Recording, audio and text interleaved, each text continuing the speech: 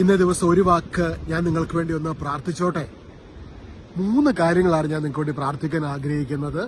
ഒന്നാമതായിട്ട്, പിതാവായ ദൈവത്തിന്റെ സ്നേഹം കൊണ്ട് നിങ്ങൾ നിറയപ്പെടട്ടെ, പൊതിഞ്ഞു പിടിക്കുമാറാകട്ടെ. പിതാവായ ദൈവം നിങ്ങൾ ഒത്തിരി സ്നേഹിക്കുന്നു. നിങ്ങൾ എത്രമാത്രം ദൈവം സ്നേഹിക്കുന്നുണ്ടെന്ന് അറിയാമോ? ദൈവത്താൽ സ്നേഹിക്കപ്പെടുന്ന ഒരു വ്യക്തിയാണ് നിങ്ങൾ. ദൈവത്തിന്റെ മാസ്റ്റർ പീസാണ് നിങ്ങൾ. നിങ്ങളെ തന്നെ വില കുറച്ച് കാണരുത് കേട്ടോ. മറ്റുള്ളവർ നിങ്ങളെ കാണുന്ന പോലെയോ നിങ്ങൾക്ക് തന്നെ ഇടുന്ന വെള്ള പോലെയല്ല. ദൈവത്തിന്റെ മാസ്റ്റർ പീസാണ് നിങ്ങൾ. ദൈവത്തിന്റെ ഹൃദയത്തിൽ നിങ്ങൾക്ക് വലിയൊരു സ്ഥാനമുണ്ട്. ദൈവം നിങ്ങളെ ഒത്തിരി സ്നേഹിക്കുന്നു. അപ്പൊ ആ സ്നേഹത്തിന്റെ റെവലേഷൻ നിങ്ങൾക്ക് കിട്ടുവാനിടയാകട്ടെ. പ്രപഞ്ചത്തെ മനോഹരമായി സൃഷ്ടിച്ച ആ പിതാവാം ദൈവത്തിന്റെ സ്നേഹം കൊണ്ട് നിങ്ങൾ പൊതിഞ്ഞു പിടിക്കപ്പെടുമാറാകട്ടെ. പുത്രനായ യേശുവിന്റെ കൃപ കൊണ്ട് നിങ്ങൾ നിറയപ്പെടുമാറാകട്ടെ.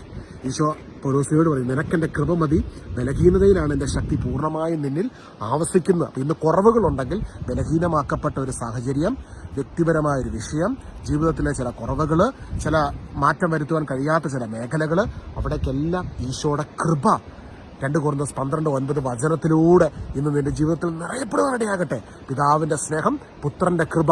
അതുപോലെ തന്നെ പ്രാർത്ഥിക്കുകയാണ്, പരിശുദ്ധാത്മാവാൻ ദൈവവുമായിട്ടൊരു ഡീപ്പർ ഫെലോഷിപ്പ്, ഒരു deeper understanding with the spirit. ആത്മാവിന്റെ ശക്തിയിലൊരു പുതിയ ജീവിതത്തിലേക്ക്, ആത്മാഭിഷേകത്തിന്റെ നിറവിലേക്ക് നിങ്ങൾ നയിക്കപ്പെടുന്നതിന് വേണ്ടി, അല്ലെങ്കിൽ നിറയപ്പെടുന്നതിന് വേണ്ടി പ്രാർത്ഥിക്കുകയാണ്. പരിശുദ്ധാത്മാവിനെ ലഭിച്ചവരാണ് ഈശോയിൽ വിശ്വസിക്കുന്ന ഓരോ മക്കളും. ആ കൺഫർമേഷൻ നമുക്ക് കിട്ടിയതാണ് ഹോളി സ്പിരിറ്റിന്. അതുകൊണ്ട് തന്നെ ഇന്ന് ആത്മാവിന്റെ അഭിഷേകത്തിൽ പൂരിതരായി നയിക്കപ്പെടുന്നതിന് വേണ്ടി പ്രാർത്ഥിക്കുന്നു. പിതാവായ ദൈവത്തിന്റെ സ്നേഹത്തിനാൽ, പുത്രനായ യേശുവിന്റെ കൃപയാൽ, പരിശുദ്ധാത്മാവിന്റെ സംബന്ധത്തിനാൽ, സഹവാസത്തിനാൽ നമ്മുടെ ദൈവം നമ്മൾ ഓരോരുത്തരെയും അനുഗ്രഹിക്കുമാറാകട്ടെ. നിത്യം പിതാവും പുത്രനും പരിശുദ്ധാത്മാവുമായ സർവീസിന്. ആമേൻ.